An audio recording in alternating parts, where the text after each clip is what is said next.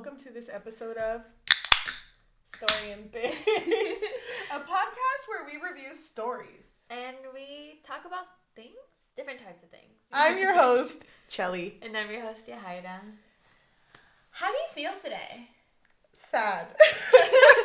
Cheli finished this book in one day. I did. I finished it today, and we're here with margaritas. Going to get fucking through it. But you don't know how I feel. Like, I could be indifferent. I am indifferent. I could be indifferent too. I don't agree or disagree with your statement. You were literally crying, and Cheli was like, this doesn't mean anything. I'm still indifferent. I don't really cry in front of you, do I? This weekend has been emotional because I kind of cried too. Yeah. It's kind of funny because you're like, can I explain that moment? Yeah, go ahead. Because we were both reading Malice together but separately. We were sitting together but we were reading Malice at different points. And you just were telling me the story of Sleeping Beauty. And you were like, have you seen Maleficent? And I was like, no. You're like, oh yeah, it's really sad. And then you look away a bit. It's really sad. And I started crying. I was scared. Oh my god, I don't know why it just suddenly hit me. I was like, wow, that movie's really good, actually. I'm glad you love it. That was me today. Yeah. With Under the Whispering Door. Indifferently, though. They were in different tears. Yeah. You know. You were just so bored that you started crying. Yeah. So, we're going to go ahead and talk about Under the Whispering Door by TJ Klune. Mm-hmm. And you're going to give us a summary, and I'm excited. Yeah, I'm going to give us this summary of the story. It's going to be pretty short. I'm going to try to keep spoilers to a minimum so that we can hella spoil afterwards. Mm-hmm. All right, so Wallace Price is the main character of our story, and he's a bit of a heartless lawyer. Just a tiny bit. He is a workaholic, so his entire existence was dedicated to his work. So, unsurprisingly, he has no friends and no family. A few days after firing an employee for making the tiniest mistake, Wallace Price dies of a heart attack, and he is witnessing his own funeral when he wakes up again. It's there when we learn that many people thought of him as an asshole, and even his ex-wife, Naomi, is there, but her eulogy is really short, really bitter, and really honest. And even the priest was like, let it out. Just let it out. That's what God would have wanted. Yeah, even though it was kind of rude. Yeah. So at that point, Wallace meets his reaper, Mei Ying, who intends on taking him to a ferryman named Hugo. And the place that is between life and death is a tea and snack shop named Kairon Treats. And here is where our main character is forced to stay because when he does attempt to flee, he walks out into the world and he starts to become dusty. Yep. Poor guy. And so he's forced to remain at the tea shop until he's ready to pass on to what's next. Meanwhile, there is a hook stuck to his chest that has a line that leads to Hugo. He's the ferryman. So he's tethered to him until he decides that it's time for him to pass on. Hugo lives at the tea shop with Mei Ying, Nelson, who is Hugo's dead grandfather, and Apollo, who is his dead dog. And our main character, Wallace, struggles with the acceptance of his death. And there is a door that leads to the afterlife that seems to speak to him. And with time, he grows closer to these characters, and he realizes that he never truly started to live until he died. That was a very good summary. Thank you. I try to keep it short and sweet and not give out too many spoilers. Yeah, I think that was a very good summary. Like Yajaira said, it was spoiler-free-ish because I would rather recommend everyone go read or listen to the book first. Because we are going to spoil the fuck out of it. And we will spoil the ending, which I think is the most important part. Yes. Okay, so I did want to mention again that because Wallace Price died, he is in this tea and snack place along with the other characters mentioned. And I think in order to get to know the characters, we should talk about the characters and what led them to that tea and snack place. And we'll start backwards. We'll do Wallace last. Oh, everyone is waiting for Wallace. I know, but he can wait. He can wait.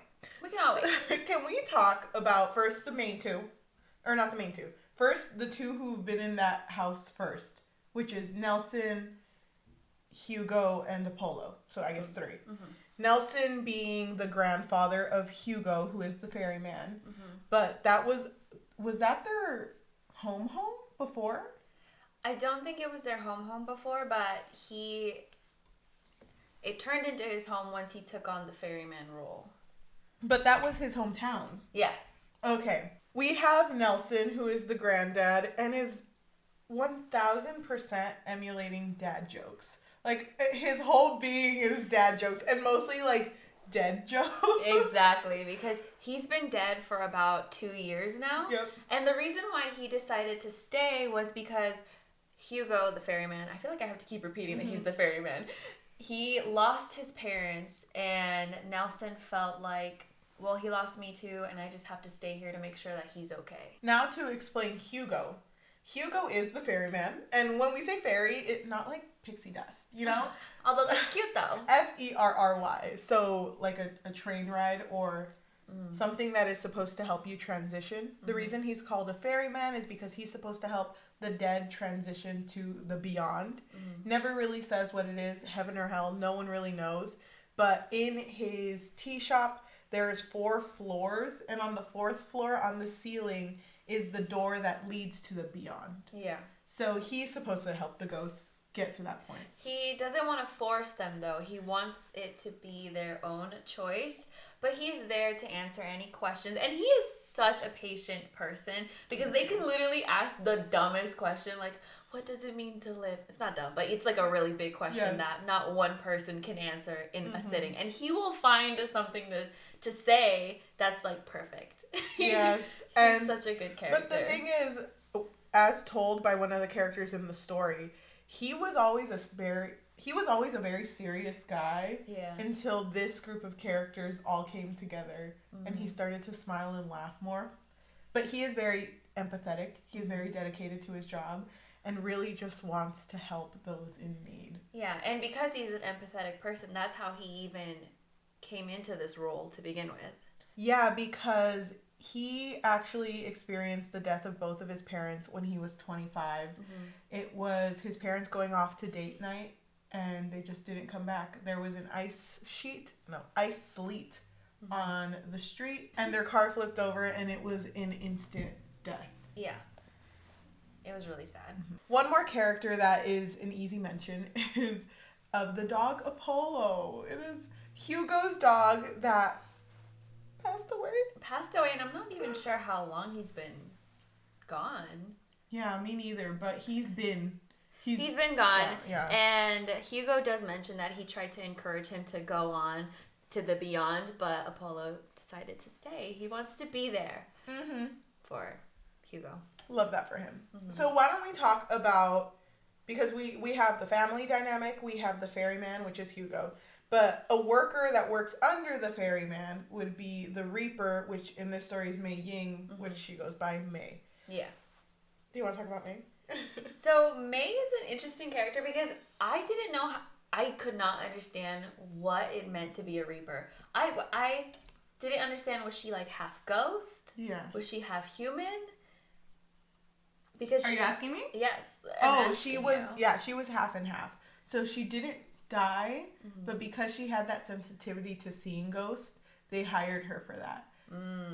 From what I understood, because she still has contact with her family, right? Which means she didn't die. Exactly, and I'm not sure how long she's been in this role, but Wallace was her first case on her own because before that she was shadowing somebody else, and I just really appreciated her character because she was such a, funny in a different way from Nelson. Yeah. Funny because she's so headstrong. Blunt. And, I mean, there's other characters that come into play that she's not, afraid of them. Yes. I love that so much. Why don't we talk about Wallace? Wally Wallace? Wallace is our main character who kicked the bucket because he had a mimiski. And, can I just ask you? He had a heart attack, by the way. I'm not laughing because of that. The way that this story started was so funny. I was completely hooked because It starts off with him working, and he's talking to one of his employees. Yeah. Because he's a lawyer, and they work under him. It's a paralegal, and her name's Patricia. And she's just, like, going off about things that are happening in her... My husband never touches me anymore. And he's just like, okay, did not ask this detail. And then she's going off about other things, like her daughter has, like, a belly button piercing, and she doesn't know what to do about it. And her son wants the wedding to be catered by Applebee's. Of all places, Applebee's. And so she's letting it all out for him. Mm-hmm. And then he's like, that's great, but you're fired. And she was like, oh, this is a joke, right? And he's like, no. Ashton Kutcher, where are you? I know. But he was so fucking, like... heartless. Yeah, but I thought it was funny because the way that they described, like, his feeling before his death was like, oh, man, I should get a Tums or something. That chili is not sitting right. And apparently, his last words... Goddamn chili.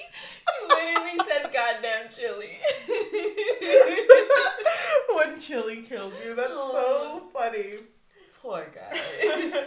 But he is led to the tea and snack shop by May the Reaper, mm-hmm. because he needs to be there in order to transition to the beyond. Yeah. And he is not that nice and not really taking it well that he's dead. No, but it's different from what Hugo is used to, because Wallace tells him, I just have so much to do. I have so many clients. I have paperwork up the ass. Like, I just have so much to do. And Hugo's like, so because of work and not because of family. Or friends or a loved one, you know. He's just like, I don't have time for that. No. And it's sad, too, because it hit Wallace more so when he went to his own funeral. Mm-hmm. And he saw that no one cared for him. Only 5 people went, and 3 of them were law firm people that he worked with that all hated him, his ex-wife, and May, who was there to pick him up. Mm-hmm. So he's dealing with so much emotion with, okay, what was the point in any of this? Why did I even care so much? Like, mm-hmm. fuck. Way to put things in freaking perspective right now. Yeah. Seeing it from the outside. But through the story, he grows fond of all the characters. And he becomes very complex in his character. Yeah. Okay, so I have discussion points. Mm-hmm. Is it okay if I just start going through them? I tried to put them in the order of the story so that at the end, we can talk about the ending. Okay.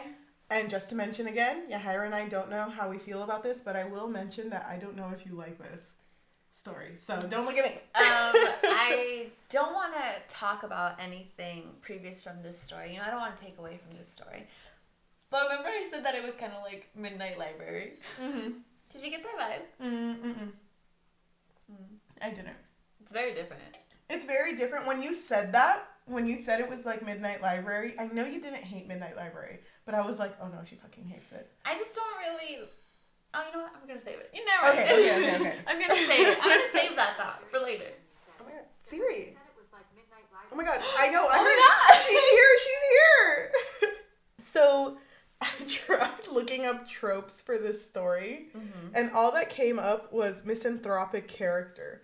And I didn't know what misanthropic meant. So I looked it up, and it's someone who dislikes humankind and avoids human society. Oh my god. Is that a trope people look for? I don't think so. Or maybe. Just like but that's Wallace. Character. Well, if you think about it, like the Heathers. You know, the musical The Heathers. The main guy, everyone loves him because he's so cynical and hates the world. And it's like, oh my gosh. JD. Well, when people are into angst, then that makes sense. Yeah, it does kind of make sense. So we do give trigger warnings at the beginning of our episodes, but just want to mention right now also trigger warning with grief and loss. Yeah. This story has a lot of layers, so I'm going to peel it until we get to the middle of the onion like Shrek. Until we get to the core. Okay, so first question I want to ask you is, because this story is about grief, loss, and moving on, how do you feel about the setting being in a tea shop? Well, okay, let me actually find that quote that he kept saying. Okay, you want me to sing while you're doing it? Yeah, go. Ooh. Why do you always do head everyone? It's so So at first I really didn't understand, but Hugo's character really loved tea because he thought that it would bring people together.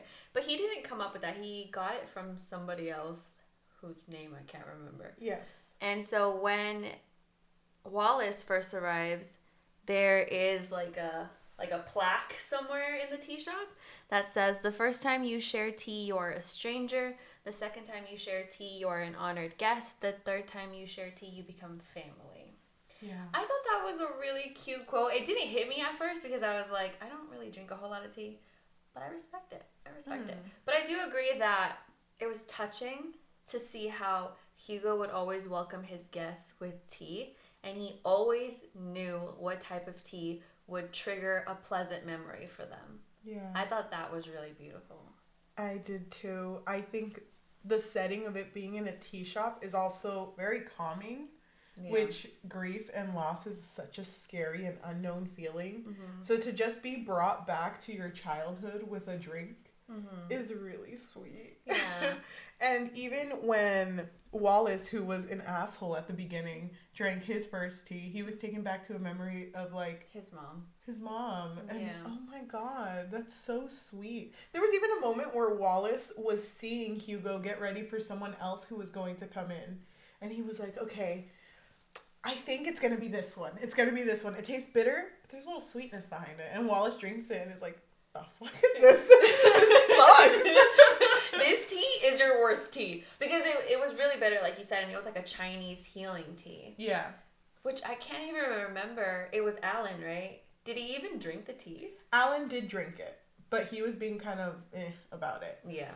But then, like, another character drinks his tea and is very, like, touched.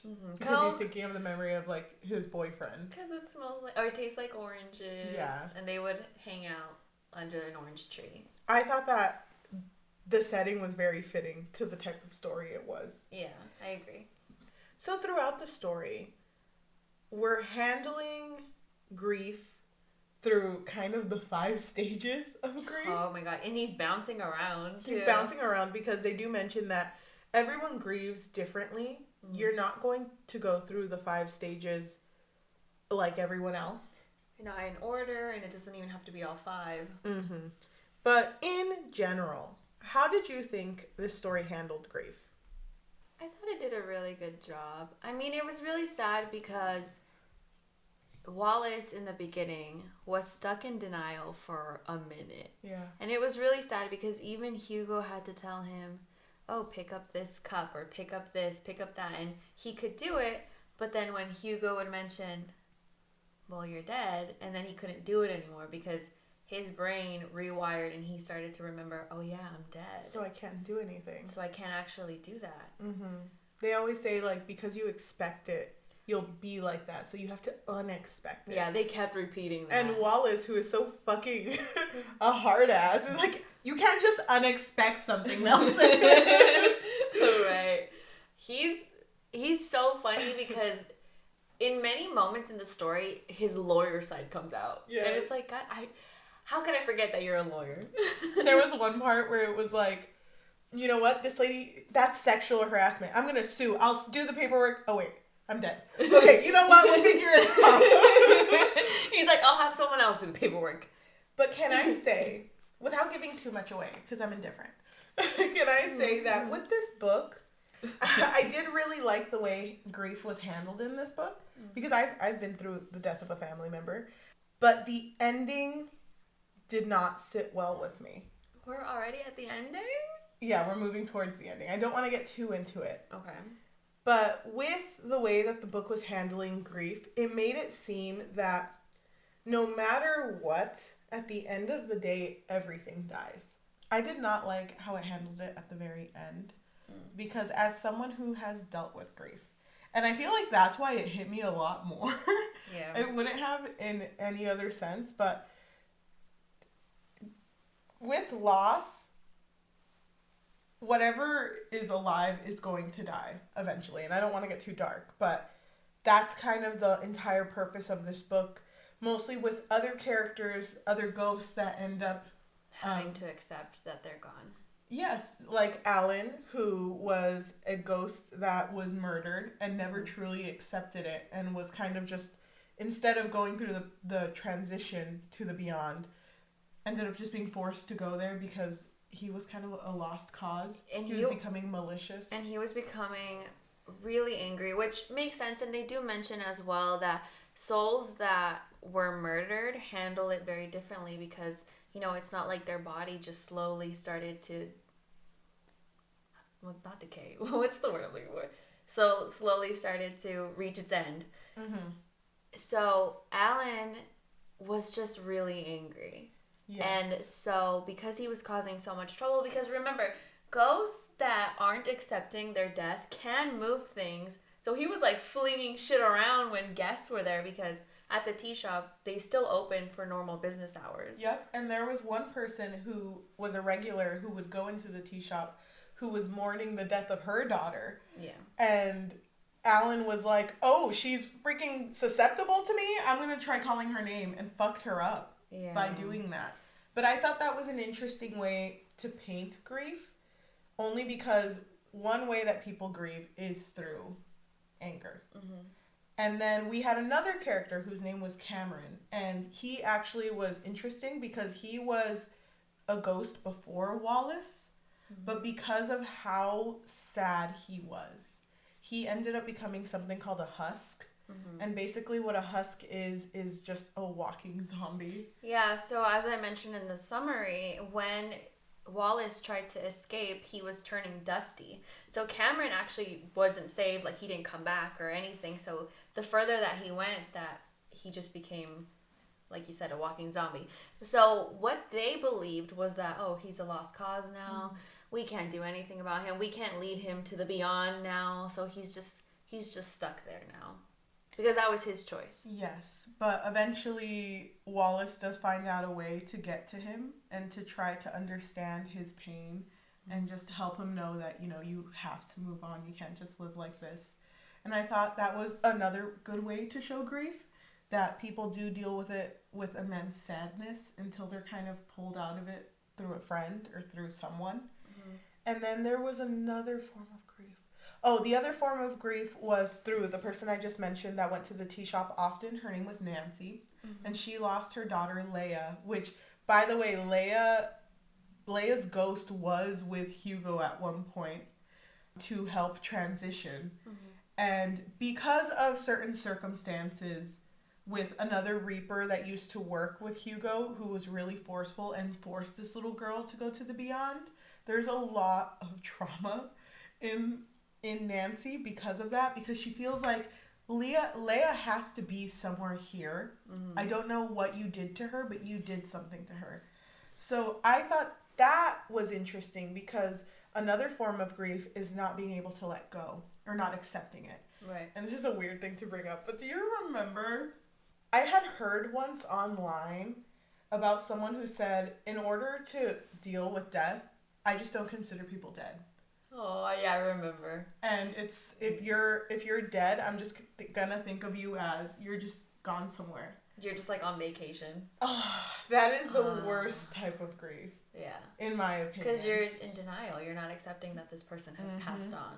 And that can fuck you up a lot. Because one day you're gonna realize, I can never see this person again. Oh, and even if this person was on vacation, you can't text them, you can't call them. No. So. You can't. And, you know, it's just, it's a point of grief that some people go through until you reach a point where, okay, I can finally move on. Which thankfully Nancy does go through, thanks to freaking Wallace and Hugo and May and Nelson. But you know, through all of them, he was kind of there, but not really. Uh-huh. But through all of them, she was able to, you know, go through this because of their support of letting her know that your daughter's in a good place. You told her to go to the moon, to go to the stars, see if the moon's made of cheese. You told her to go, and she went. Yeah. And that was really sweet, because that is what some people say to others when they're grieving. In terms of grief, I felt a certain type of way with Cameron's ghost and how that situation was handled, because he became a husk and nobody really understood what that meant. Mm-hmm. So when Wallace was near him at one point, the husk came up to him and touched him. Yeah. And that's when he started to see like his own visions or his own memories. And I think Cameron was telling him, I'm still here, I'm still here. And Wallace was just like, oh my God, he's actually a person. He's not just some walking zombie. He actually is sentient. He has feelings. He has thoughts. And somebody that we didn't mention is the manager. Oh. So the manager is, I guess, a god, but not really. Even he doesn't really want to accept that title. But he does manage over Hugo and May. And so when they reach out to the manager, I think, was it after Alan? Like, was that, because the manager... That was the first. Right, because the manager intervened with Alan because Alan was the one that was murdered. And he was the one who just did not want to accept it. He wanted to wreak havoc. And so the manager came in and he was like, you know what? I'm going to deal with this. And he grabbed him and he took him to the door and he was like, you know what? He's just too much. He's too much. So with Cameron, Wallace asked the manager, well, how come there's all these other husks and that you don't help? Like, we don't do anything about them. We just kind of leave them there. And that's when we start to realize, oh, wait, the manager doesn't actually know everything. Yeah. Because Wallace tries to convince him, like, well, I mean, maybe we can help them out, you know, do something for them. And the manager is depicted as like a little boy with flowers in his hair, which is like an interesting image. Yeah. So at that point, the manager's like, you know what, Wallace, you've been here too long. You've been here for like 2 months. And I know Nelson and Apollo have been here for years, but they don't do anything.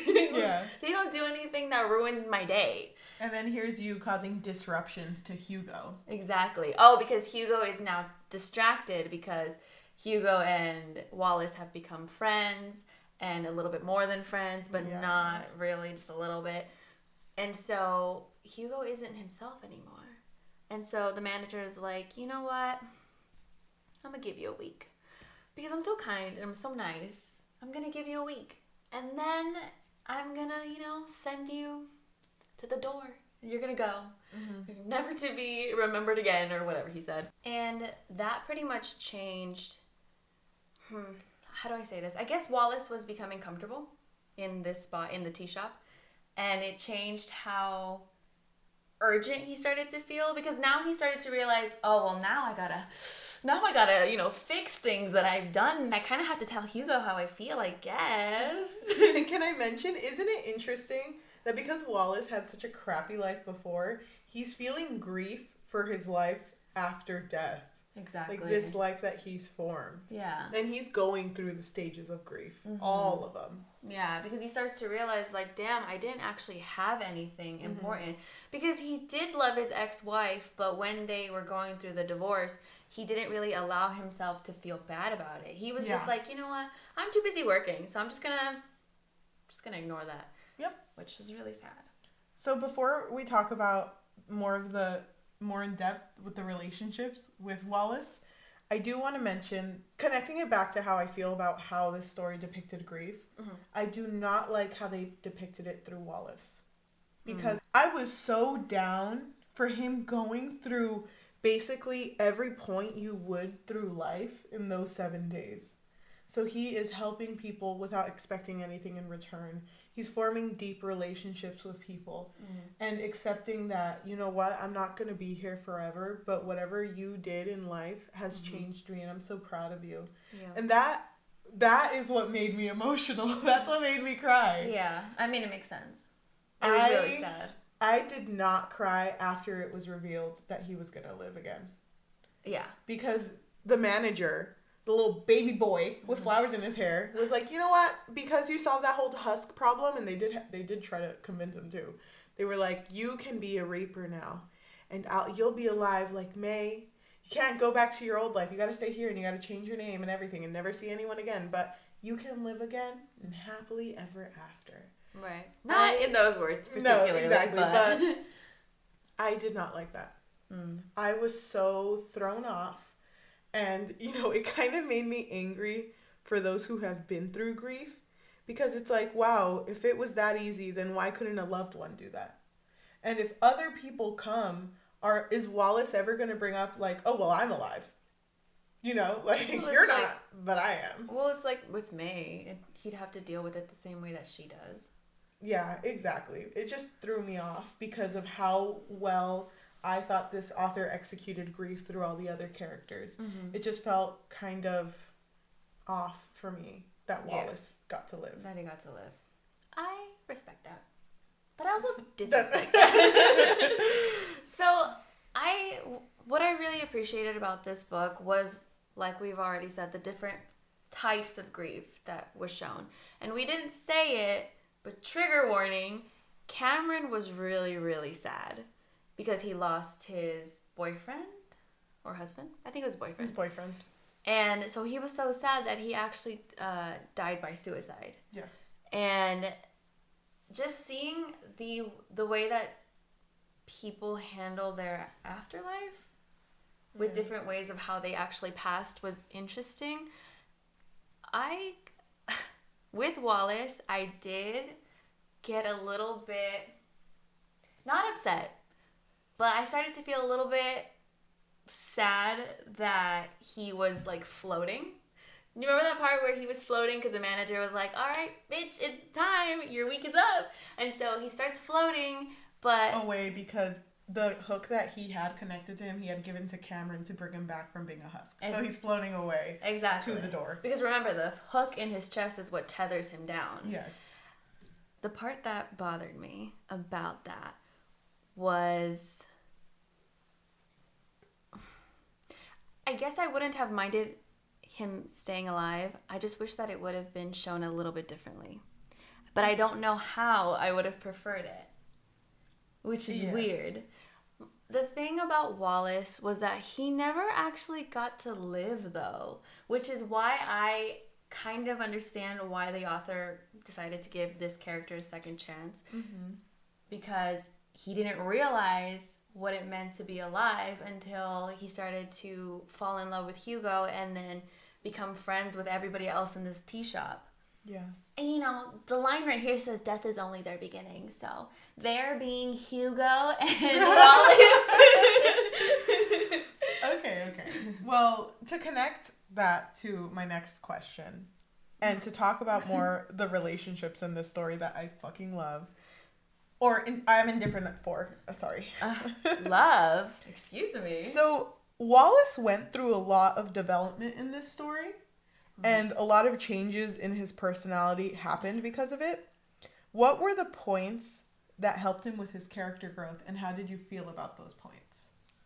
So there's one that sticks out to me. I think this was like the major one that showed how much his character had changed. Because remember, he was a hard ass. Asshole. The one that I'm thinking about was when Desdemona showed up to the tea shop and she was pretending to be this like clairvoyance, and she's like, I'm gonna speak to all the spirits here. And so Wallace and Nelson look at each other and they're like, you know what?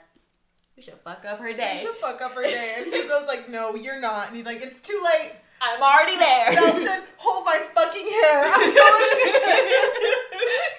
And Nelson at first is like, I mean, should we?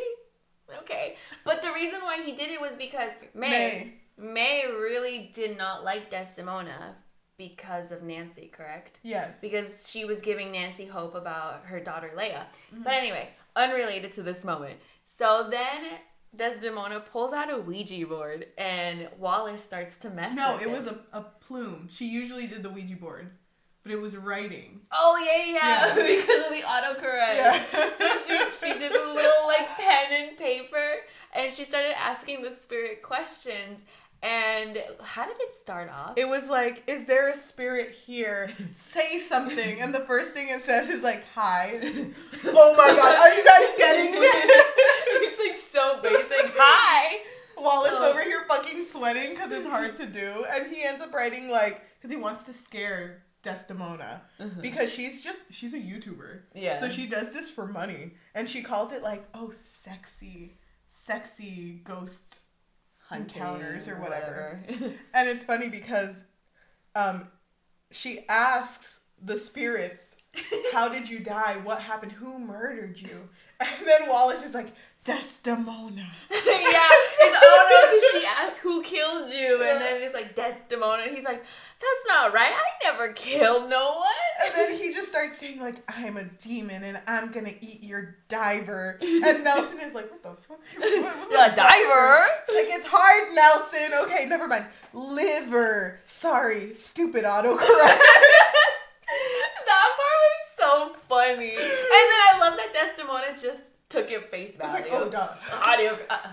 Autocorrect. Duh. Yeah. Even the ghosts have to deal with this shit. But the reason that was such a big character point for Wallace is because he's been a hard ass. And he's been so miserable this entire time. So when they get away from Desdemona, he just starts laughing. Like, laughing so hard. And Hugo and the rest are just staring at him like, oh. In awe. Oh my god, he's laughing. And then I think that's the point where May, correct me if I'm wrong, but where May is like, I'm gonna fucking hug you now. Mm-hmm. And they have their first hug. Yeah. And it's so, well, their first, like, I guess, like real hug. And it was really sweet. Yeah. Because Oh. remember, May is a Reaper, so she can touch him, but Hugo can't touch him. One thing I want to mention, just so that we can go to the second point of where he's growing as a character, he did do that to Desdemona for May.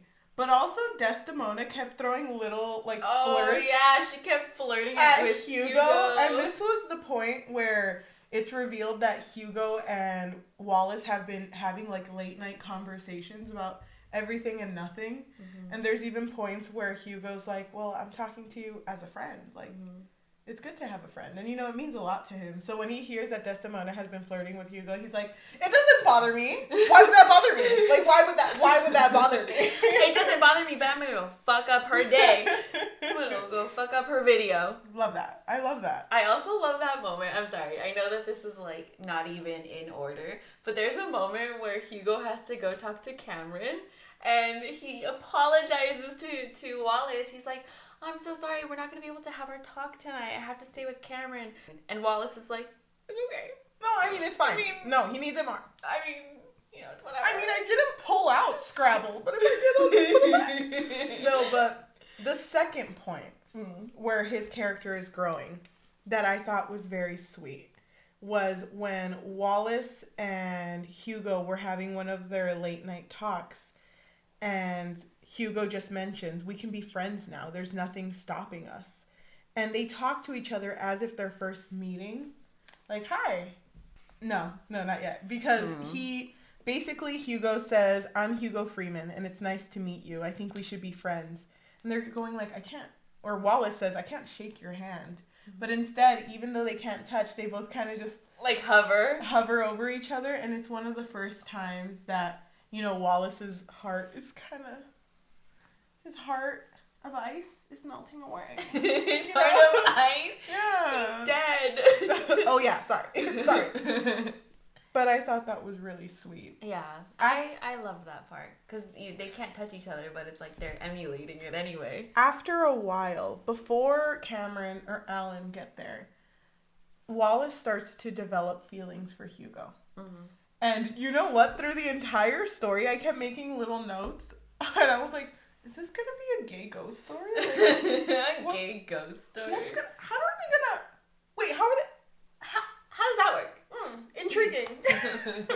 So, the part that was so fucking beautiful was when they were both talking, and there was just a moment where Wallace is like, okay, no backing out, I'm just going to ask him. And he says, if things were different, and I was alive, and I came here, would you... And Hugo's walking away because he's already leaving from their past conversation. Wallace feels embarrassed. But Hugo, without looking at him, just says, yes. And not even finishing his question. He's like, 100%, yes. And there's just this lingering thing between them throughout the entire story, past that point, where it's like they both know how they feel, but they're not going to say it in order to put it in existence because it's such a sad situation. Thing. Yeah, it was really sad. Would you consider this a slow burn? Yeah. Oh my god, yeah.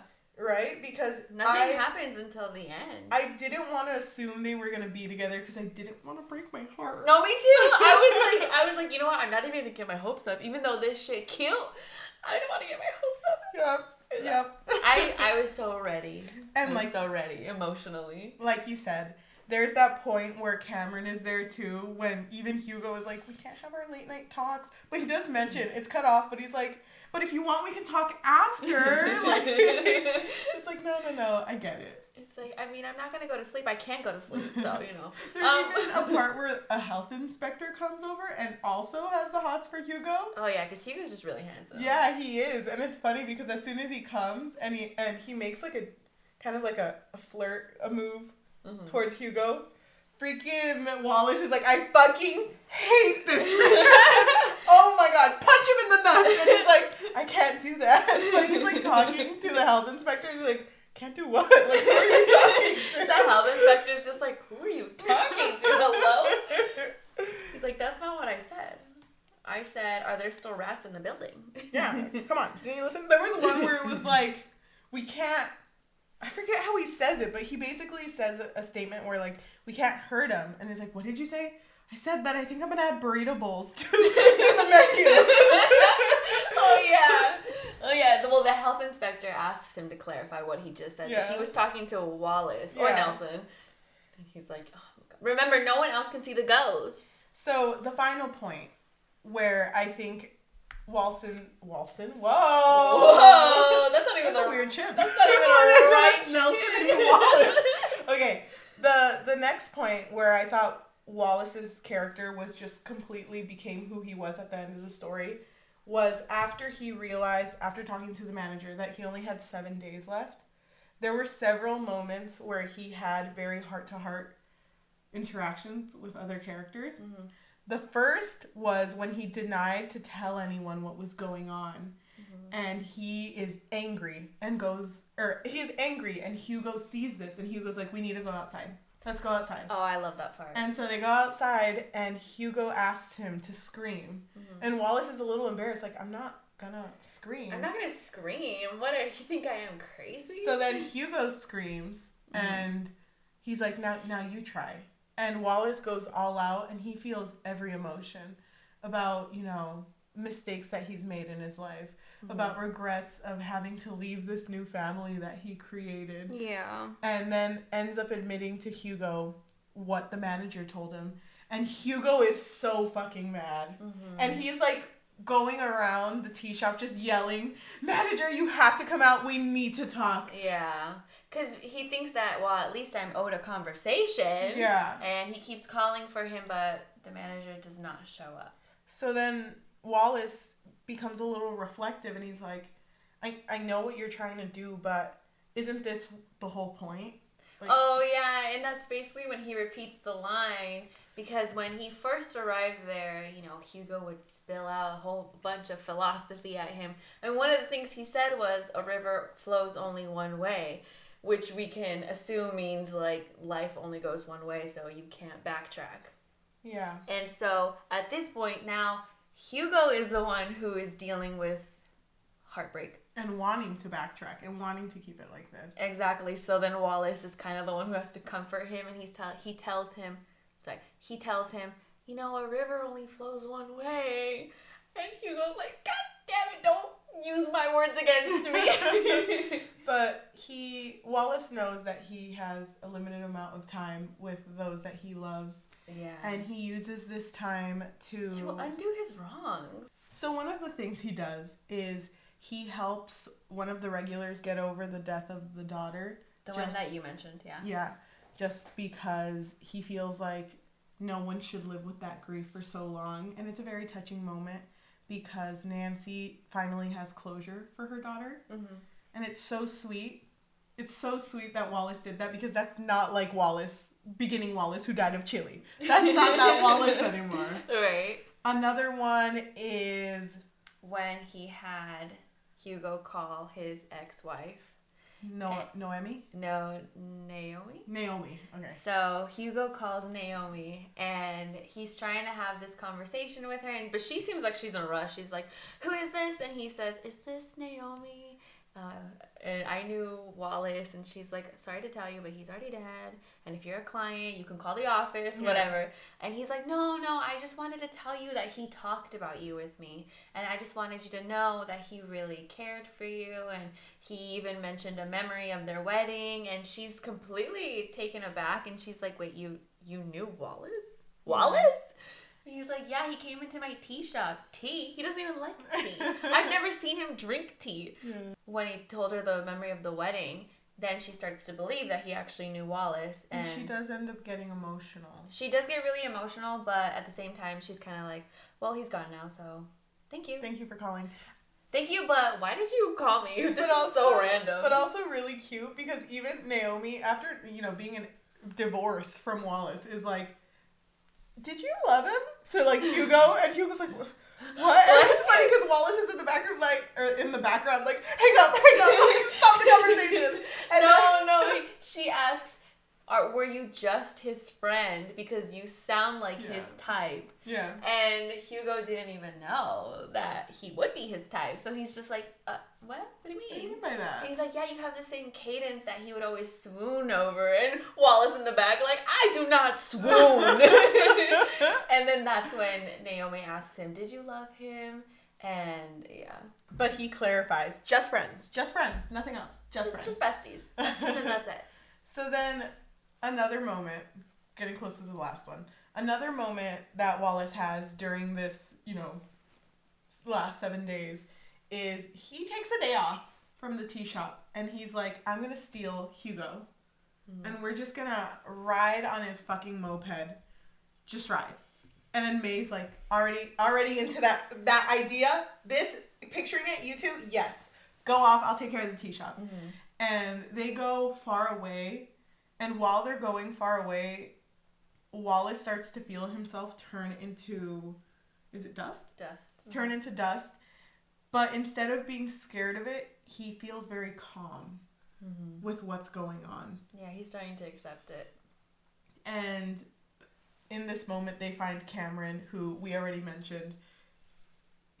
Wallace helps. Mm-hmm. But I did want to mention one part that fucking scared me. When they were driving the moped and they almost crashed. Mm-hmm. I was really scared that the direction of this book was going to change to Hugo dying. I didn't even think about that. I was so fucking scared because I would not be down with that at all. Yeah. That would have been such a dumb, because that feels like, well, death is the answer type of thing. Death is actually heaven. Like, death is your absolution. Yeah, love that. This is it for you guys. But at this moment, this is where acceptance starts to hit Hugo. Mm-hmm. And, I mean, they help Cameron, and Cameron ends up coming back from being a husk and is now living with them in the tea shop. Mm-hmm. And this is where Cameron and Hugo start to hang out more, and Wallace is like, it's okay. It's okay. I mean, I'm only here for like 3 more days, but like, you know whatever. What? Who's counting, right? Who's counting? I mean, wait, that counter I put up there? No one saw it? Yeah. Our time is kind of limited, Hugo, so after you're done, meet me in the back. But we do see Cameron decide to go to the Beyond. Mm-hmm. Well, I mean, at that point, he was already ready. He was ready. Like, I've allowed my boyfriend to wait long enough. It's time for me to go. And it was a very sweet, bittersweet moment. Because it never reveals what the Beyond is, and I will talk about that later. It never reveals what the Beyond is, but it reveals that it's good. Yeah. Whatever's on the other side is good. It's always painted with, like, when you get close to it, you hear music and it gets louder and it's birds, calling you. And it's very peaceful. Mm-hmm. And then some people, when they look through the door, they'll call out someone that they love. Yep. In a way that they're seeing them. And at this moment where Cameron leaves, it kind of starts to hit everyone that Wallace is leaving next. And it's soon. So then everyone is super sad. On the last day, Hugo's like, I want to show you something. And they walk to Hugo's room, which, by the way, Wallace has never seen. Mm. And in the 2 months there, he's never seen it. Kind of rude, Just have me sleep on the floor. I couldn't even get on a fucking chair. Well, I mean, he is dead, so. Oh, sorry. Spoiler alert.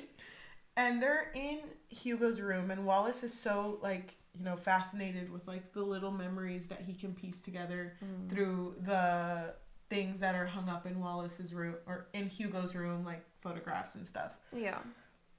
But they lay down together, not really, because Wallace teared off his hook, so he's kind of floating.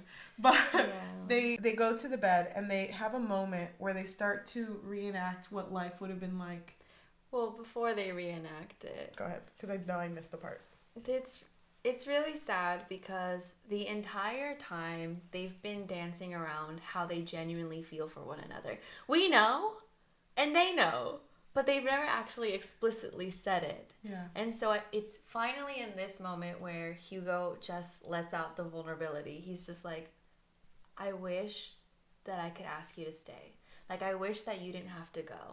Mm-hmm. And, you know, I think at this point he was, like, really tired, right? He was really tired, so he was falling asleep, but he...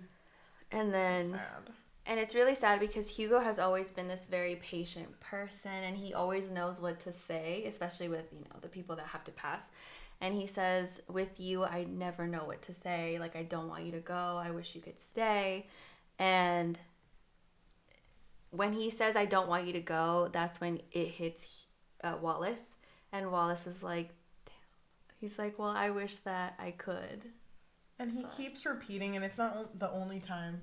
He keeps telling Hugo, you better not forget me. Yeah, he keeps saying it because he's scared. Because he even tells him, you're the only person that has positive... views of me. Yeah, or memories. Positive memories of me. So and please don't doesn't forget want me me. to go. Yeah. And it's really sad because before Hugo falls asleep, he's talking to Wallace, and they make a little scenario that they act out. Where they meet when they're both alive, and it's Wallace coming to the tea shop being fucking stupid, like, give me something, I found this place, thought I'd give it a try, I fucking hate tea though. And so it's just them meeting, them talking to each other. And they're reenacting it, but not really, it's just like a conversation. Yeah, and it's so sad because you can tell that they both love each other at this point. Mm-hmm. And there's a quote that I wanted to read. When Hugo is about to fall asleep, when his eyes are growing heavy, it says, he fought it, eyes blinking slowly, but he'd already lost. I think it'd be nice, he said, words slurring slightly. If you came here, if you stayed, we'd drink tea and talk, and one day I would tell you that I loved you, that I couldn't imagine my life without you. You made me want more than I ever thought I could have. Such a silly dream. And then he falls asleep. Yeah. And then Wallace responds with basically saying that he loves him too. I love you too. Mm-hmm.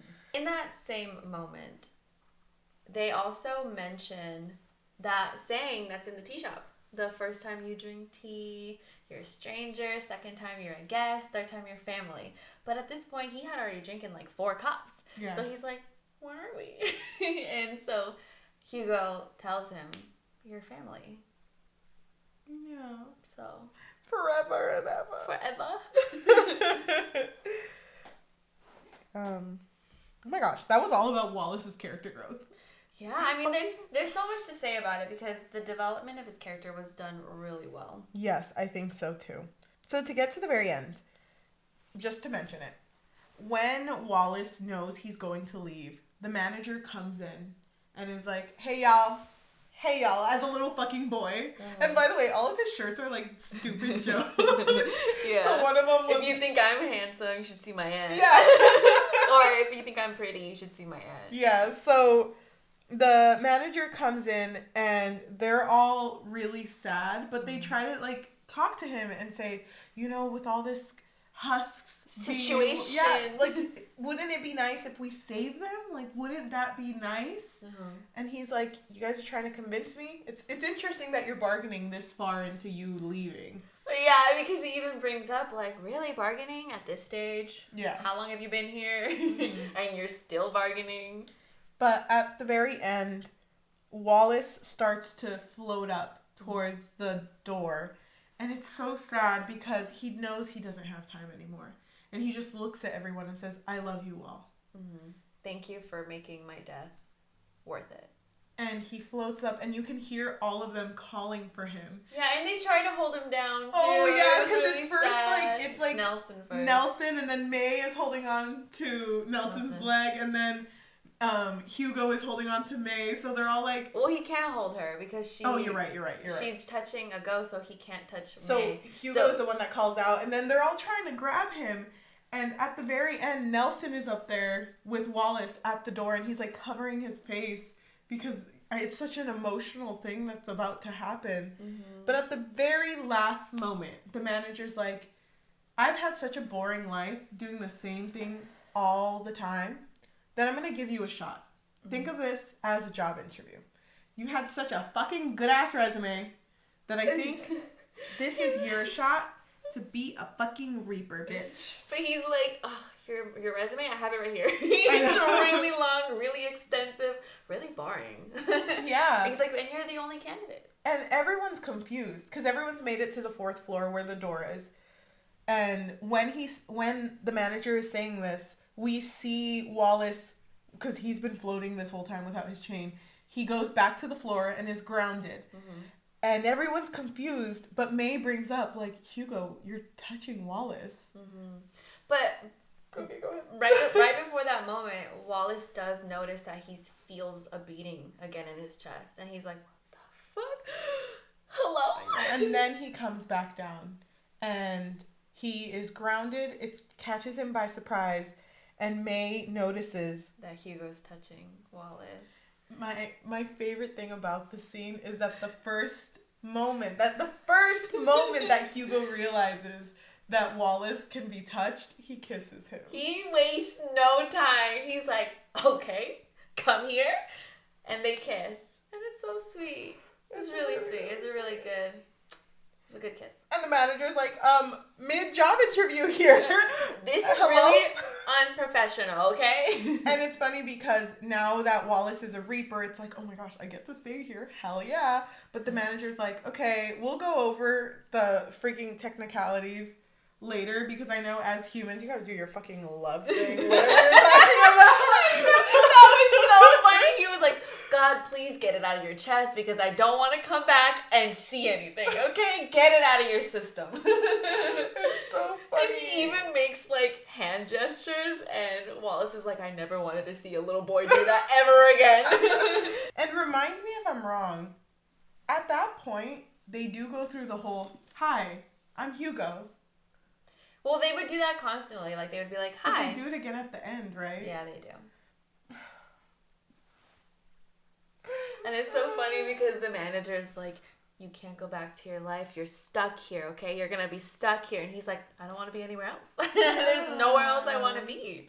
So at the end of the story, the epilogue, we see that Wallace, because his name was Wallace Price, now it's Wallace Reed. Mm-hmm. And he is living at the tea shop. He did want to move out because he felt like he was, intruding. And he was like, I can get an apartment nearby. Mm-hmm. And Hugo's like, no. Apartment nearby? Hello? Not near enough. When you slept in my bed? Really? He's like, no, I kind of float. Okay, whatever. I was floating over the bed. But it's cute. I want to mention one part. I think it was at this part where Wallace was like talking to May because May was the one who got him a fake ID and fake social security through his mom. He was like, yeah, we said Reed because you look like a Reed because you're so skinny and tall. But that moment, Wallace is like, oh, I never asked you. What's your last name? Mm-hmm. And she says Freeman, which is the last name of Hugo because she's part of the family. But then Nelson makes a little comment. He's like, oh, but you're going to be a Freeman soon. Yeah. He's like, you're already on your way there. But remember, too, Nelson's character, the only reason he was here was to watch over Hugo until he knew he was happy and was, doing his own thing in life that wouldn't cause any worry for him. Mm-hmm. And when he sees that him and Wallace are happy, he's like, I think I'm ready to go. Yeah. He's like, I've been here long enough. 2 years. I've overstayed my welcome. I'm going to go. And he goes through the door, looks really excited, happy, and Apollo goes with him. Oh, Apollo the dog does go with him too. Mm-hmm. Gosh. The end. Is that the end of the story? Uh-huh. Oh, and at the end, it's just them like, new assignment. Okay, Reaper, you're gonna be going under, or you're going to be shadowing May, but let's fucking do this. But that is the end of our story. Yeah, that is the end. That is the epilogue. I'm crying indifferently. Sure. So I Jan. I do want to ask something. Okay. Why do you think the manager made his choice at the end to keep Wallace? Do you really think it was just through intrigue? Do you think he had a heart? To be honest, I don't know, because there was no indication before this moment that he would ever actually show mercy. The only thing that happened was he was the stag, right? Yeah. Okay, because there was 2 times that Wallace saw a stag. One of them, I think, was still when he was in denial about the whole thing. Yes. And the second time, the stag was watching over Wallace and Hugo, but it was like the silhouette in the trees. I think that I want to believe that maybe he had a little soft spot for Hugo and for Wallace. Because I think it is a miracle that Wallace was able to change through his stay here, because even the manager mentions it, like, oh, you were a douchebag. Yeah. Oh, but not anymore, huh? Because now you have a heart, ironically enough. So I think that maybe he did have a soft spot for him. It's funny because, like I told you, I didn't like that Wallace lived. I did think he was going to die. But there was a part of me for a second, because the beyond was never really shown, I thought when he came back down, that was his beyond. Like, I thought everything he was experiencing was his heaven, cute. you know? Oh, that's such a good way to look at it, because he was like there at the door. So for a second, I thought, yeah, that's what happened. But then, you know, when they started to do the little things like they called the law firm that he worked at, the paralegal. It's like, oh yeah, that girl that Wallace took the scholarship away from at the very end before his death. Can you give it to her? Because Wallace said that. Yeah, Wallace made an oopsie. He didn't mean it. He wants her to have it back. That was when I was like... Also, rehire the girl that was crying in the beginning. Rehire her, please. But that's when I thought that he was going through his version of his beyond. That's actually a really, like a really good way to put it. I think if they would have done that, it would have been really good. I think I would have preferred that. But, you know, that's where I'm at. That could also be the intention. Yeah, true. But I feel sad. That could have been the intention as well with what the author was trying to go for. So I think we've reached the point. I'm sorry, can you hold my hands? I think we've reached the point where we guess how the other person felt about this story. We're gonna keep guessing. We're gonna keep guessing. Oh my god, you look so pretty today. No, you look so pretty today. No, like you look so pretty today. The blue on your lips, stunning. The everything in your everything. Alright, so do you want to guess first, or should I guess first? I don't know at all how you feel about this story. Okay. I hope that you like it. Oh. Because I'm indifferent. I hope that you like it. But for some reason, I feel like you're leaning towards like a 2 or a 3. And the reason I feel like that is because I know that you don't like stories that go too deep into philosophy. Yeah, true. Okay, tell me what it is. Wait, let me guess you first. I want to guess that... Well, you did cry a lot when you were reading this. I'm going to guess you're going to give it like a 4.5. Like a 4.7. Okay. I feel that it's high only because I think you really appreciated Wallace's development. Okay. So what did you rate it? You want me to go first? I do. No, I want you to go first. Okay, I can go first. Okay.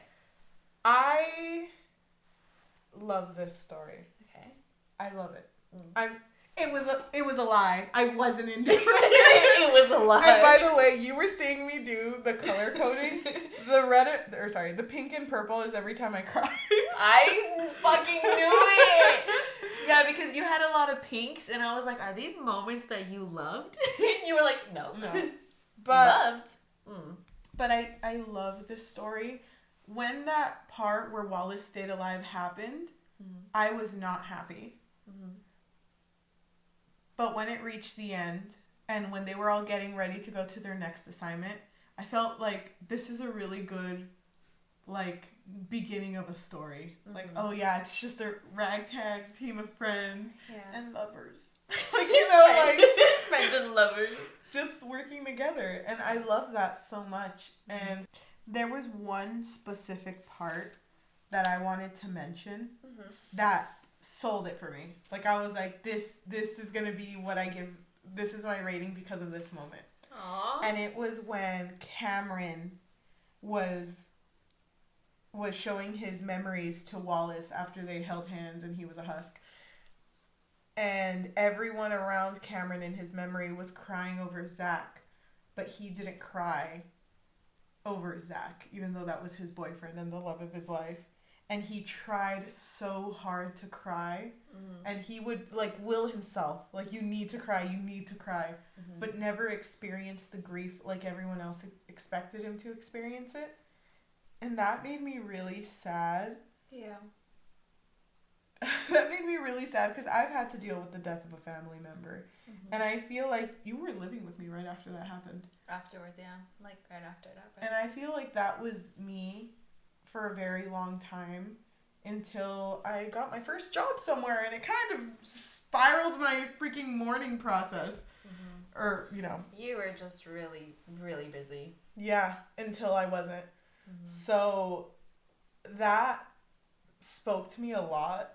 And just the beauty of like friendship and loved ones that is portrayed in the story after grief was so good that I think this story will be rated a 5 out of 5. And I would consider this, and I know it's February, one of my contenders for like my best reads of 2022. It's only Feb. And it's only Feb. Really? Yeah. I knew you would love it, but I didn't think you'd love it that much. I love it. I love it so much. I'm probably going to reread it this week because it means so much to me. But it's so sad. But the thing is, like, after you deal with the death of a loved one, death doesn't feel too sad anymore. Not for everyone. But to me, personally, it doesn't feel so sad anymore. It's sort of comforting knowing how they portrayed it in this story. Because one thing that they did that I also appreciated is that they never mentioned what the beyond looked like. Yeah, I agree. They never mentioned it, but it was always seen through the eyes of the other person who was like, oh, my love, or I can't believe you're here. And it's comforting to know that even though we as a society do not know what is beyond death, you should feel comfort that there is peace for them, no matter what. So, yeah. Or at least feel comfort that you're here in this moment. Yeah. I give it a 5 out of 5. 2 5 out of 5s? This bold grade. What do you mean? Remember Hating Game, I gave it a 5 out of 5. I keep forgetting. Both so different from each other. No, they have one similar thing. They're both good. Okay. So, what about you? What's your rating? You gotta explain it though. Yeah, of course. So, okay. You were reading this story today. Yes. I had already read it like 2 days ago or something. God damn. There were so many moments where I literally started bawling my eyes out. The first moment, I didn't know it was an LGBTQIA plus book. I didn't know. So the first time that there was an indication that something was happening, I don't remember what it was, but I think Wallace says something to Hugo. And Hugo almost like wants to tell him. And Wallace is like, nope, I'm gonna go. I started crying so hard because I just started thinking, oh my God, he can't tell him. Because either way, he's going to have to go. Yeah. And I just started like getting so emotional with the idea of like, oh, now he's falling in love and he's getting everything he could have had if he were alive, but he's gone. So I was just really sad, and I do agree with you that the ending could have been a little bit better. And it's true, I don't really like philosophical books. I don't like books that try to delve into life and death in a realistic way. I can handle it in fantasy, I can handle it in different forms, but when it's like really realistic, it's just, I can't do it. It's too much for me. Does it make you uncomfortable, or do you just not like the idea of it? It starts giving me existential crises. I'm just like, God damn. I don't Not know. this Tuesday. Not today. Not on the Lord's day. It makes me really sad. And the same thing happened with Midnight Library. I just started like, fuck with me. Like, oh my God, what does it mean to live? That's a great question. But I did really love the book. I actually highlighted a lot in this story. And I know you did not notice because I went into the living room and you were in the kitchen and you were like crying your eyes out. And I was rereading some parts because I wanted to make sure that, oh, did this actually happen? Or, you know. So I was highlighting things and I was also crying in the living room, but I was like, no, keep it together. Keep it together. I think that, I don't know what I would rate it, to be honest. Wait, can I ask a question before you come up with your rating? Did you cry as much as I did? Which, it was a lot, but not that much. Do you think you cried? Okay, not that much. Okay. Did you cry as much as I did? Yeah. I feel like we cried at similar parts. I was bawling my eyes out when they were trying to hold him down. I was so sad in that part because they were all trying to grab him and he was trying to sacrifice himself, I guess, in a way. And May was like, no, like, it's not your time. Like, you can't leave us. And it was just really sad. Yeah. But even though I really did love the story, I don't think I would reread it, though, because it just makes me too sad. I think I would reread parts of it. Okay. So, I don't know what I would give it. Just know that I won't judge you, but I'll judge you. You're going to judge me? Honestly, I think we've talked about this before with Banana Fish. Yeah. Actually, I don't even know if it was in the episode, the second filming. Okay, so when you and I talked about Banana Fish, we said that you don't have to love every part of the story to know that it's a good story. Yes. So I think this story is amazing, and I would also give it a 5 out of 5. Really?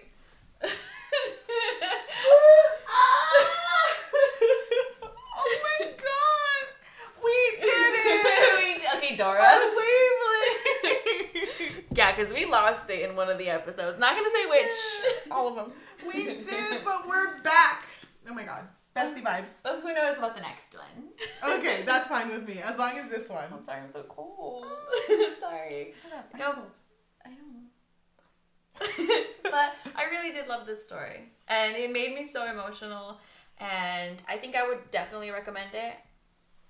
I'm curious to know if he's going to make a sequel. I don't know, but he does have a book coming out about LGBTQ superheroes. Yeah. Oh my God, I'm excited. But I think we're done. We reached the end. So I just want to thank everyone who is listening to us through audio form, whether that be Spotify, Apple Podcasts, Amazon Music, anywhere you get your podcasts on. We really appreciate it. If you want to leave a rating and a review, that would mean so much. Also, tell all of your friends about us, because the best way to get known is through word of mouth. Yeah. If you watch us on YouTube, like, comment, subscribe, comment about your favorite parts. Let us know if you feel the same way about this intense topic that was in this book. Yeah. And please hit the notification bell, because that helps with analytics. So we've reached the end of our episode. At the end of every episode, we like to roll a die. And if it lands on an even number, we're going to read a positive review. But if it lands on an odd number, we're going to read a negative review. And these reviews are on Goodread. We do not connect with any of these reviews. So whatever it says, that's what it is. And we are not going to make a comment. We're just going to end the episode. We're going to leave it in the air. Nice. So let's go ahead and roll. Oh. 11. Odd. So bad review. Okay, so time to find a negative review. All right, so this comes from Goodreads. It's written by Luis. And they write, The story had a strong start, but it quickly went downhill. To be honest, I almost stopped reading midway because I was bored. The whole way station after we die situation didn't work for me. I didn't like the Midnight Library either, so that may also tell you something. I didn't buy how quickly the main character Wallace went from being really nasty, uncaring, to being such a sweetie. I did like the character of Nelson, but Hugo was a big zero for me. His personality never came through. Thank you so much for listening, and we will talk to you next time. Bye! Oh my gosh, we've been here forever. This is probably like the longest episode we've ever done. For like a one-off, not a series. I'm gonna go grab a beer. Oh my god, get me one too, but please make sure that it's piña. Thank you. It's gonna be Sunday.